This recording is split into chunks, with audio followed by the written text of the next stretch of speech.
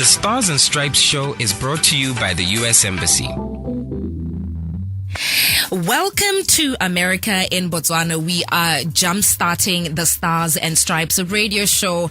This is what we do every Friday from 12 till 1 p.m. and definitely not alone in studio. Quite excited for today's discussion as we look at World Press Freedom Day. Welcome to the show to our guests in studio. We'll keep introducing them as the show continues. Today we're here to talk about World Press Freedom Day, and this year actually marks the 30th anniversary. Can you believe it, Swift? 30 years. Geez, absolutely, man. And it's such an important, it goes to show the role that the media plays in none other than a healthy democracy.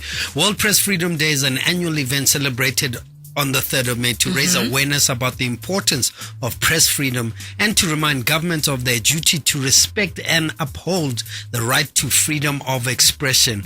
And this is actually enshrined in Article 19 of the Universal Declaration of Human Rights. Definitely. You did say that the goal of celebrating World Press Freedom Day has always been to achieve a free press and freedom of expression around the world. And, you know, we're facing tremendously difficult times, especially when it comes to our press and them being able to deliver sound information for some of us to be able to take in whatever it is that they're delivering. At the moment, media freedom, safety of journalists, and freedom of expression are actually increasingly under attack. And this afternoon, we are joined in studio with, you know, people who've become part of family. These are their family, right? You know, this is the backbone of the Stars and Stripes radio show. You know, these two have done a phenomenal job since day one. I must be honest, I've given them a bit of a headache in season one. A bit. But well decorated journalists. They understand what they do and they understand the importance of integrity within the media space. So we did think that, look, let's have a discussion with these phenomenal characters. One happens to owe me a goat, by the way, but that's not for today. Ephraim Kyoring, who is the U.S. Embassy's information specialist. That's the gentleman who owes Swift a goat. Yes. Welcome to the show. Still growing up. And, you know, we'll start the conversation with you, but let me actually also say good day to the U.S. Embassy Public Affairs Associate, Aisha Chowdhury Huey. Good afternoon. Welcome to the show. Good afternoon. I'm so happy I don't owe anybody a goat. Right. And a bit later on, we're going to be talking to one of our special guests in studio, Ray Joel Konopo, who's the managing partner at Inc. Center for Investigative Journalism. Good afternoon. Good afternoon, and thank you for having me. Thank you for making yourself available. Let's start with you, Ephraim. Please introduce yourself, your background. I think it's very important so that people what is your background? Because you are a journalist. Thank you, Samantha. Where do I start? Okay, as she has rightly pointed out, I'm a media specialist working at the U.S. Embassy. Also, or prior to that, I am a former journalist. I worked as a journalist for a long time, more than a decade actually. Do you ever stop being a journalist because you're saying former journalist? Is that something that you stop being? That's a very difficult question. But since I'm in the presence of other journalists here, I will leave that question to them. Okay. Thank you very much. Okay, let's get straight into it. We are talking about World Press Freedom Day. Why is it worth commemorating? Because we did say this is the 30th year actually where we are celebrating and commemorating World Press Freedom Day. Why is it something that we should be commemorating and celebrating in the first place? In their line of work, journalists and media workers face significant challenges, as you and Swift have already pointed out.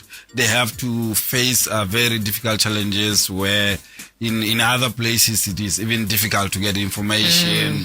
There are so many challenges that they have to go through. So this day, World Press Freedom Day, which was actually on May 3rd, it provides an opportunity to highlight these challenges and also to advocate for the protection of journalists. Why go le botlhokwa gore go nne jalo gore re di journalists di protectiwe?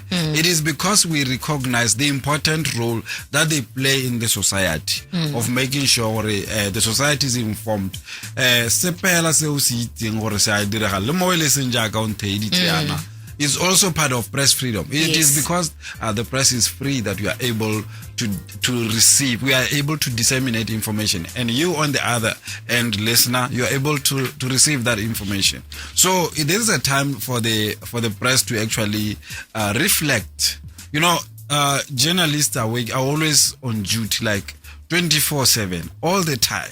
So they are always chasing other issues affecting other people. You know, that's how selfless they are. So May 3, the way I look at it, is actually a time for journalists to also take a step back from all this busy schedules and all that, and look at themselves to say, on this day we are going to look out for ourselves. What are the challenges that we have? You know, there is social media, online media nowadays. You know, you don't just have traditional media. So they have to look at those things. And I enjoyed listening to the discussions on World Press Freedom Day on May 3 when they were talking about these things. Anyway, I don't want to take all your time. I still have a few more questions for you, Ephraim, because you are one of the U.S. Embassy's information specialists. What role does the U.S. government play in empowering Botswana media? Thank you very much for your question. We actually do a lot in terms of empowering journalists and also working well with the media. For a long time, even before I joined the embassy in 2015, I was aware of, I'm actually a beneficiary of one of the empowering programs of the U.S. government, where I went all the way to Washington, and through one of our programs, we have the IVLP, International Visitor Leadership Program. We have Fulbright. We have different programs that we use to actually empower not just journalists but different professionals. But and I see here that we have an Edward Muro alumni, so I will not steal your thunder, Joel. I'll let you talk about it later. So we've actually done a lot in terms of empowering the media, even in our relations, the way we relate with the media. We always make sure that each and every time we have an event, a public event and all that, we invite the press there. We make sure that our whatever that we do, like our good programs, because there's so much that we're doing in terms of in Botswana, in terms of especially public diplomacy, the section that I'm in. There are so many programs that we undertake that empower people. So we always make sure that the media is an important partner, tags along and get to highlight that. I know that I don't want to talk. I don't want to talk about what we are about to do, because I see my colleague Wabile here. She's working on a program, but it's too early to talk about now. But we do quite a lot in that space, I can tell you. Wow, thank you so much. I think now we also have in studio, she said hi a bit earlier on during the beginning of the show, and you are from the U.S. Embassy, Aisha Chowdhury Huey? Yeah, did I say it properly? You got it right. Okay. Wow. Okay. You are the public affairs team. You're in the public affairs team, but you also happen to have a little bit of experience or two when it comes to journalism. You've covered the conflict in Afghanistan and also in Pakistan. Politics back at home, Washington, D.C., as well as Capitol Hill reporting. And this is some of your experience when it comes to journalism. You've also written for the New York Times. Wow. Wow. I'm a bit starstruck right now. And you also have a bit of experience when it comes to foreign policy, among many other things. Welcome to the show. Welcome to the show. Thank you. Let's get straight into it. Ephraim touched a little bit on the importance and significance of World Press Freedom Day. Can you also share with us about where the U.S. government stands on that? Yes, no, definitely. Thank you for having me on the show, Sam. And, May 3rd, as Ephraim's already mentioned, this past Wednesday, World Press Freedom Day, it's a really important day. And it's a really important day for the U.S. Department of State. And that's why on that day, they announced more than 200 journalists from over 100 countries and territories to participate in a flagship journalism exchange this year in 2023. Okay. So recognizing the vital role of free press plays in a free and democratic society, the U.S. Department of State's Bureau of Educational and Cultural Affairs, they announced this exchange program that more than 200 emerging journalists from 100 countries will participate in the Edward R. Murrow Program for Journalists. And this is the department's premier journalism exchange program. In 2023, 13 cohorts of journalists will travel to the United States on a rolling basis, with the most recent delegation of international journalists arriving in late April from across the Middle East, North Africa, and Sub-Saharan Africa. And as you know, our Secretary of State, Blinken, he has a traveling press that goes everywhere with him. Yeah. They have press engagements pretty much after every stop, press conferences. So we take freedom of the press very seriously. It's very near and dear to us. And we try our best to be as transparent, as open as possible on a lot of the issues that we work on. And you've probably heard our Secretary of State actually talk about the journalists that are jailed today, that should be released. And so we definitely don't hold back, and it's an issue that is extremely important to us. I love the fact that you speak on how transparency is of utmost importance. And I think that also has to do with why the press is here, to disseminate information as transparently as possible. Now, you've worked overseas. I read some of what you've done. And you've worked overseas as a foreign correspondent. What are some of the biggest challenges that you've seen or have experienced personally, and especially for female journalists? Let's just bring it closer to female. Yes. No, I mean, I think that especially covering conflict as a woman, it can be incredibly difficult. You face a lot of harassment. There are a lot of violent attacks on female journalists just because of their gender. Yeah.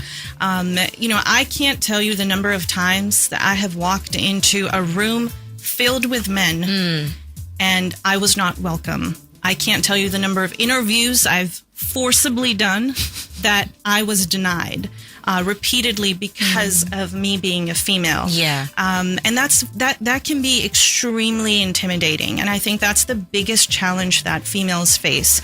We're in a space where you have, a very male-dominated space, especially when you're talking about foreign correspondent work. And that's why I always encourage all female correspondents to reach out to each other, exchange notes, exchange numbers, get to know each other, because we're very few in this world. So you gotta stick out for one another. Ephraim's already touched on that a little bit before. But these are very serious issues. I think that, the Coalition for Women in Journalism, their 2022 report states that there were 12 female journalists who were killed in 2022 last year, right? And there's hundreds of reports of harassment, abuse, being jailed, and kept away from doing what we do best, which is tell the story, give the voice to the voiceless, help promote, free press and being able to just do our jobs. So it's a tremendously difficult space to be in as a female, especially when you're covering conflict. Look, there's a young journalist out there who is a female who's probably listening, Aisha. What advice would you give a young woman who wants to, get into this type of field, into the journalism field? Do you have your do's and don'ts? What would your advice be? Yeah, I think my do's include do your research. So I got into journalism because I read a book written by a female correspondent who almost lost her life covering the war in Iraq. Whew. She was severely injured in a car bombing. And that book moved me, and I decided to go to school for journalism. And what I did from that day on was I tried to get in touch with as many journalists as I can. Tell me what you do. Tell me why I should or should not get into this industry. Is this even for me? So I think doing your research and knowing if this is the right industry for you is very crucial. I think that being passionate and persistent also really helps. If you know what you like to write about, I think is really great. But knowing that can really help you in your career as a journalist. I think one of the don'ts I would say is, don't get into this industry for the glitz and glamour. What glitz and glamour? Well, hey, listen, it's fun going to the White House Correspondents' Dinner. It's a lot of fun, but the next day, you are at work early morning writing a story because you probably about what happened. Yeah. Somebody probably told you something the night before. So you're like, ooh, let me investigate this further. I think getting into it for the right reasons, which is, to tell the truth or to get as close as possible to the truth. And I think one of the biggest things I would tell young journalists is don't underestimate the power of the pen. It is a huge responsibility. Please take this job seriously. Do your research, do your investigation.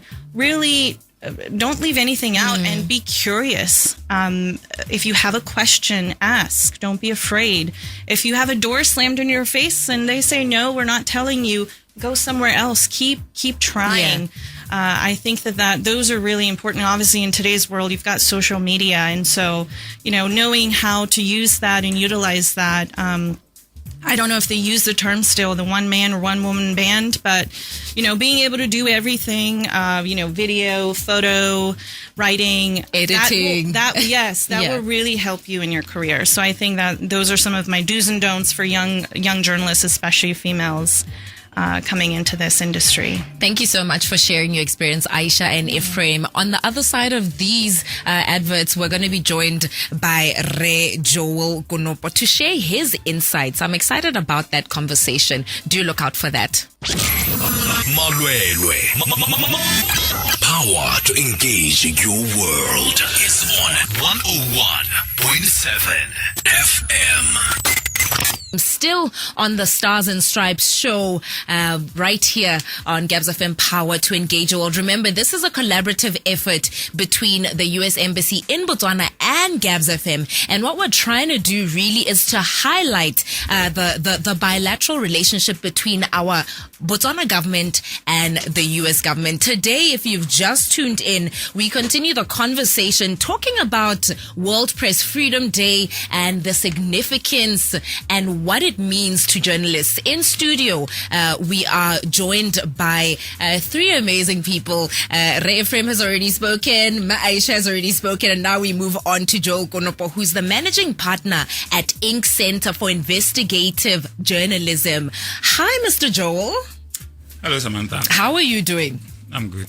Thank you so much for joining us. I find it so interesting that you are from Inc. Center for Investigative Journalism, because a few days ago, Swift and I were talking about the importance of investigative journalism and how difficult it must be. So, I'm going to pick a few pointers from you because the work that you do is definitely tremendous and appreciated.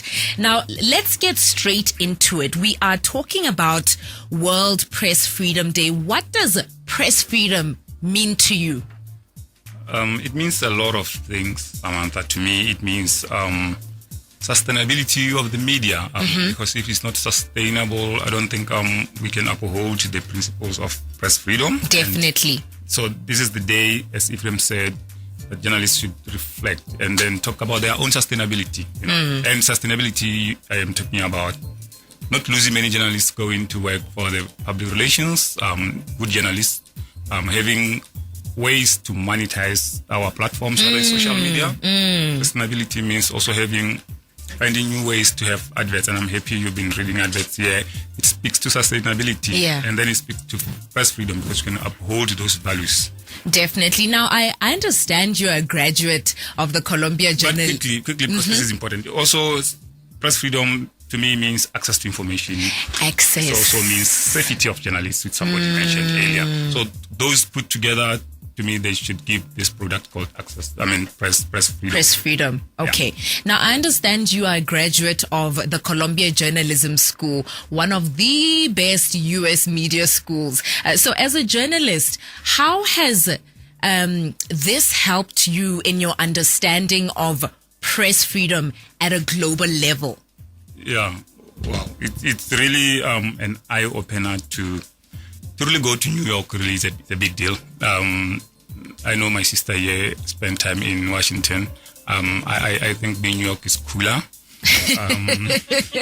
For all the reasons. So Columbia University is in the heart of New York. And that as a place on its own, really, you see all the diversity around the world, whether it's the media, whether it's business, whether it's politics and what have you. So I really had an opportunity to meet one of the best brains around the world. Okay. It be professors or students almost all over the place, including from Afghanistan. So what I learned as a journalist was the ability to see people ask difficult questions to power, but in the most humble way, and the response that you get when you ask serious questions, it really advances what journalists stand for generally. So for me, it was a really, really eye-opener. I had thought I've got a lot of experience from here, but I realized, you need to learn more, especially if you leave your comfort zone to another place. Yeah. But also, I think that's a Setswana saying that all of us can attest to. So I love the fact that you said it really opened up your mind, learning how other people do journalism in other country, in advanced societies, actually. Now, in this day and age, a lot of people literally they're online a lot, and with that there's been an increase in online publications cropping up. What are your personal views when it comes to online publications? Do you think they add to media diversity, or do you think they subtract? What are your views? First, I think they provide the convenience. If you want to read the New York Times right now, or even a Mary, you don't need to go to Choppies and buy a Mary. So you have it. That is my understanding of online in this case. But if you're talking about social media, I think they also help provide the diversity that we need. I follow, Ephraim and I follow Melody Otoko. We like that because we are following people who hold a totally different view from the traditional media, the way we've been trained, the way we really carry ourselves out. So the ability to know how other people think, forget about whether there's fake news around there for a moment, but the fact that they do things totally different, they've got an audience that really follow them.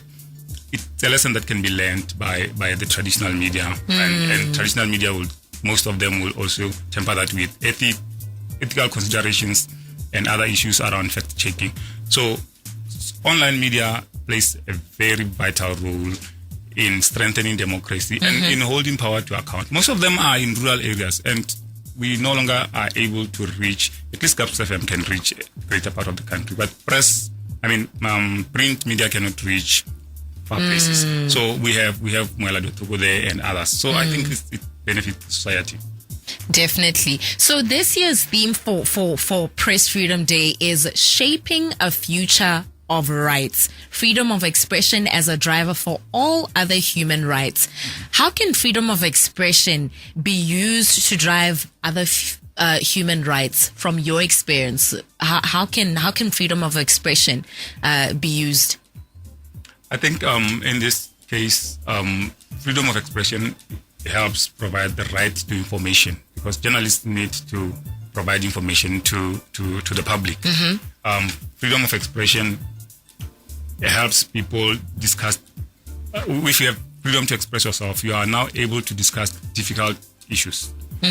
Sometimes we have very conservative societies here locally in rural areas. But then if you uphold the principle of freedom of expression, you can now challenge power. There's nothing wrong with questioning power, because you are helping the leaders be able to sometimes listen to you, to change, and also you are participating because you're helping everybody improve. So the right to exercise your freedom of expression helps shape democracy in a big way. Love it. It seems like you want to add something, Aisha. I do. Actually, our Secretary of State actually was, he spoke to Washington Post columnist recently, and I'm just quoting him here, when Joel mentions this, it made me think of this. He said, "It's hugely important to me and to us to demonstrate that we're holding ourselves accountable by making sure that we're answering questions. We're engaging with people who have one of the most important responsibilities in this world, journalists, and that is to hold governments, to hold institutions to account, to shine light where there's darkness, to give people confidence in their institutions, in the people who have the responsibility to represent them." So I think just, piggybacking off of that, it is so important. Wow. Just to add quickly, I think what we need to promote locally among our journalists, and it's important to discuss this days like this on Press Freedom Day, is to develop a culture of respectfully questioning power to account. So to do that better, you have to do your research, because you need to ask difficult questions, but you need to also have information enough to really push back, because power here, we're talking mostly about politicians. Yeah. So they always have answers, but if you've done your research, you are able to really get to the bottom of the issues. Yeah, it's so interesting. You're saying that, because I was gonna ask you what type of what would your last words be to journalists, either who are coming up? But I feel like you've touched. You know what? Let me allow you to say it. What are your last words to journalists who are coming up? Somebody is listening to you with the years of experience that you have, especially in investigative journalism. What are your parting words to motho e leng gore o batla go tsena in your field of work? Yeah, I think she mentioned all of the issues. Really, it's not easy. They should know. Despite what we perceive as glamour around the work of journalists, but at the end of the day, it's very important to know why you are a journalist in the first place. They should develop patience. They should love to research, because a good story can just be reflected if you've done your own research properly. So I think if you know why you are doing it, you should really always keep pushing, because we are not always going to be welcome. I read the Watergate scandal. One of the authors, Bob Woodward, he was saying the number of doors that were shut in their face. They don't even remember how many. Were shut. Yeah. But here they are. They produced one of the best, if not the best, investigation to have ever existed in the history of journalism and investigations. So you can see, if you are persistent, and if you care, and if you know why you are doing this, at the end of the day, you're going to get results. Definitely. Thank you so much, Rejol Konopo. This is the managing partner, Go Inc. Center for Investigative Journalism, sharing nuggets of wisdom with us as well as experience. Thank you so much. We continue with the Stars and Stripes radio show, hashtag America in Botswana, proudly brought to you by the American Embassy in Botswana in collaboration with Gabs FM. What we're trying to do is we're trying to highlight the relationship that the Botswana government has with the American government in terms of bettering the way things are done in our society. On the other side of this, we talked to Me Oabile, who I shouldn't even be calling Me, because now I'm making you sound exactly way older than you are.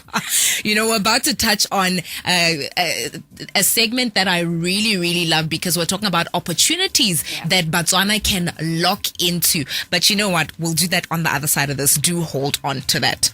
Hello, you're on air. And now, Reload. Gun. Yo, bring it back. It's the midday fix. Reloaded.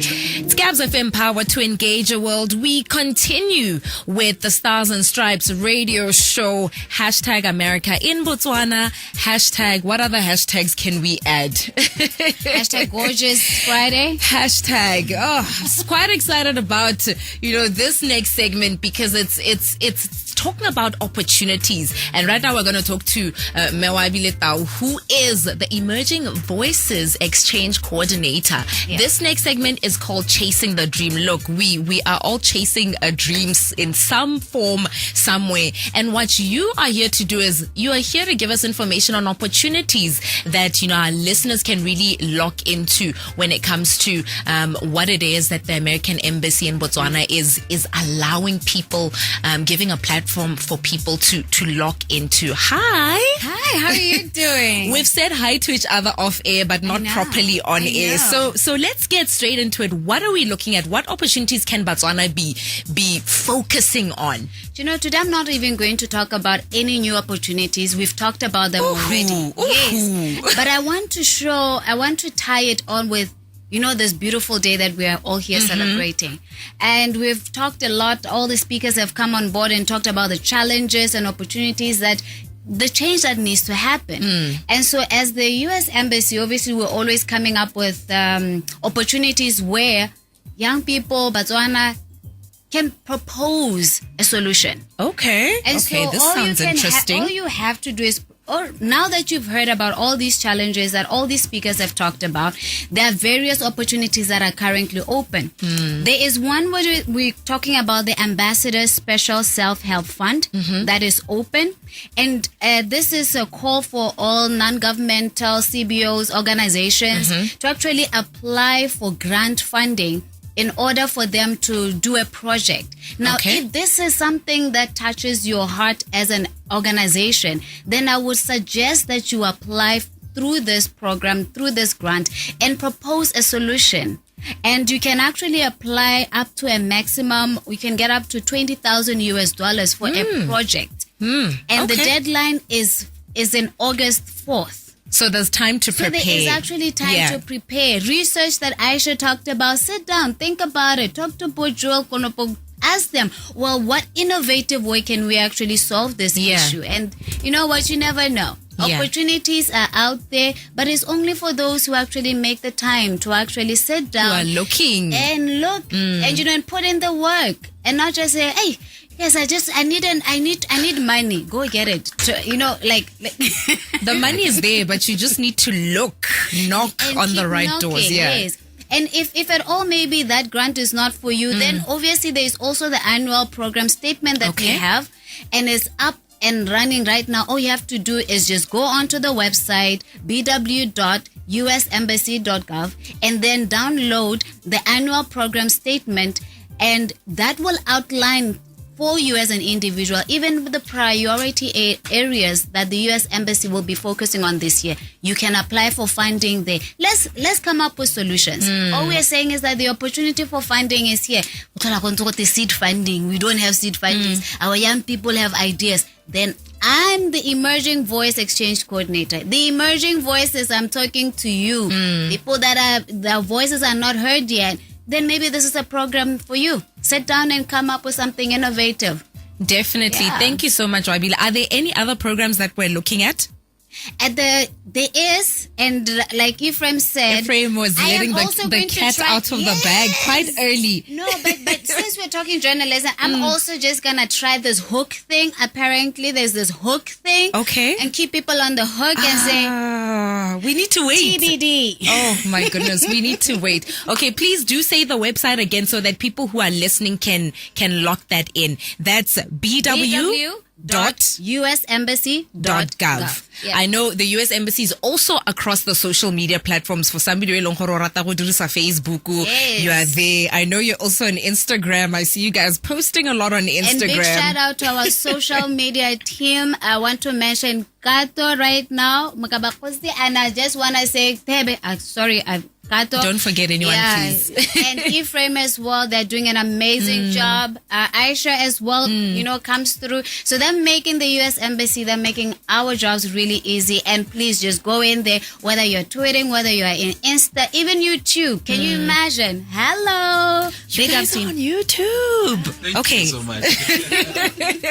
Big ups to the team that's working behind the scenes to make the pots happen. I get they're making the pots happen. Yeah. You guys are absolutely fantastic and phenomenal. And I'm hoping our listeners at home are finding ways and opportunities to be problem solvers, like Wybile said. Let's solve problems. Problems have been stated here a bit earlier on. Now, how are we going to fix the issues that have been stated? Thank you so much. Thank you so much, Sam. And I think this is how we wrap up today's segment. It's been so insightful talking about World Press Freedom Day. If you'd like to find out anything else that the American Embassy in Botswana is doing in Botswana, do go onto their social media platforms. I suggest you follow, because they're constantly posting anything that's happening. By a poster, they'll keep you up to date. And that's how we wrap up today's session of the Stars and Stripes show, proudly brought to you by the American Embassy in Botswana in partnership with Gabs FM. Good afternoon. Thank you for joining us. Thank you, Sam. It was a pleasure. The Stars and Stripes show was brought to you by the U.S. Embassy.